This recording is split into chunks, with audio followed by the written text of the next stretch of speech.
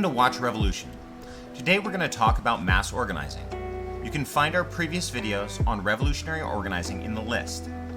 We can understand mass organization as different but necessary from revolutionary organization. Today we're going to talk about mass organizations and mass organizing. We're going to talk about what a mass organization is, as well as what makes it different from a front group. Then we're going to explain 3 categories of attitudes found in people when organizing, and talk a little bit about how a mass organizer should relate to them.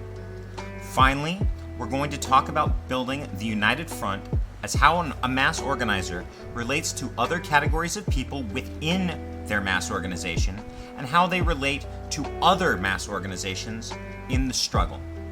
We may have difficulties following these ideas to begin with, but we'll organize them from a jumbled mass into something clear in this and later videos.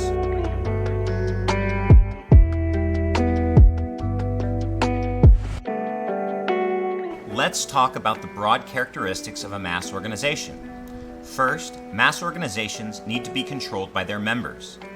Unions demand their members work in a certain field or location and pay dues to the union. Then, union members can vote. Other organizations may require members to live in a certain area, pay dues, participate in the group, or get voted in by other members in the organization. Some organizations require nothing at all to join. However, it's important that each mass organization have some way of gaining membership. Second, these organizations must remain broadly democratic. These range from non-representative union leadership to broad-based consensus and everything in between. Finally, the organization must dedicate itself to some task. Let's look at a clear historical example of this to see the difference between a mass organization and a front group. Mass organizations have diverse characteristics, but fundamentally different from front groups.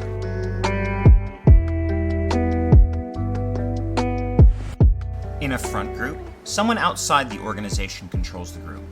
In a mass group, people within the organization control the group.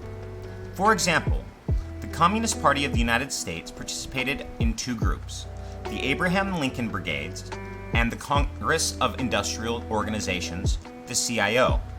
The CPUSA formed the Abraham Lincoln Brigades to fight fascists in Spain. They certainly sought to get as many people to join the organizations to fight fascists in Spain as possible, but the CPUSA controlled it from top to bottom. We should understand this as a front organization. The CIO formed outside of the CPUSA. The CIO had many leaders ranging from people hostile to those supportive of the CPUSA. This makes it clearly a mass organization. We can see the clear difference between the two. However, we need to further understand an effective mass organization by looking at 3 attitudes: advanced, intermediate, and backwards.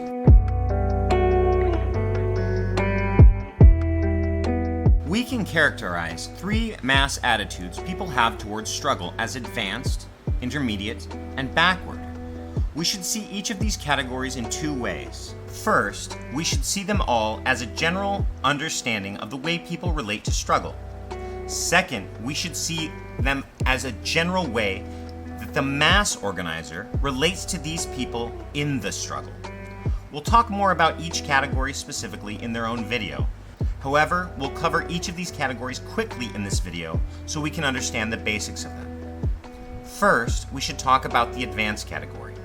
The advanced people take an active role participating in the organization in the struggle. The mass organizer must unite the advanced people in the struggle rather than creating splits or divisions. These people become the core of the struggle and move the campaign forward.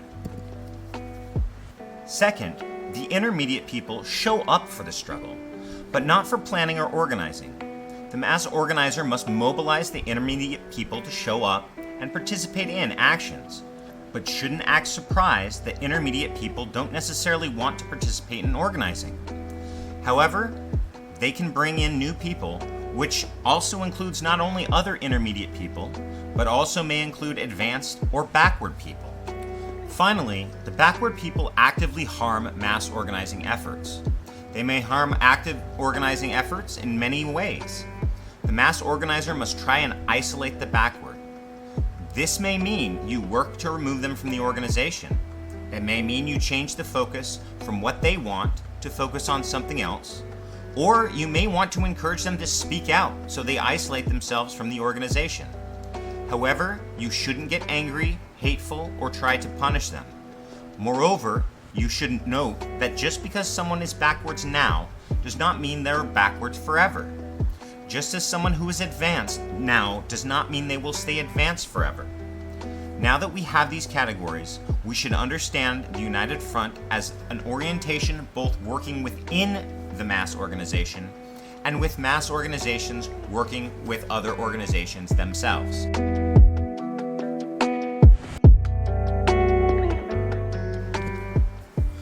We must use the United Front within and outside the mass organization.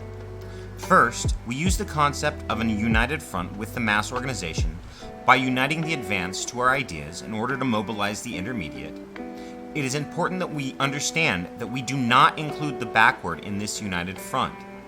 However, it is important that we properly engage with them, even if we do not recognize them as part of our concept of the united front within the organization.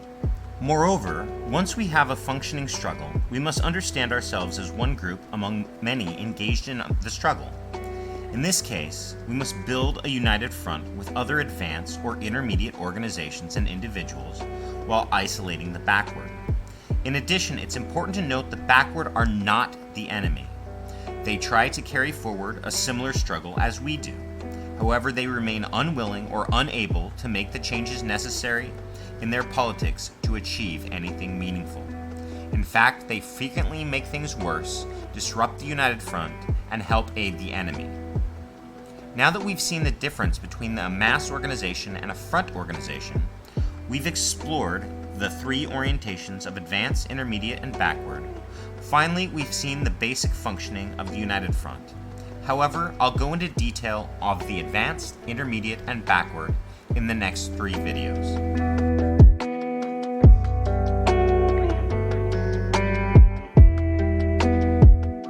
This video has been brought to you by Mass Organizing.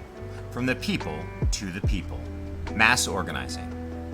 Like and subscribe and share if you want. We'll catch you on the next one.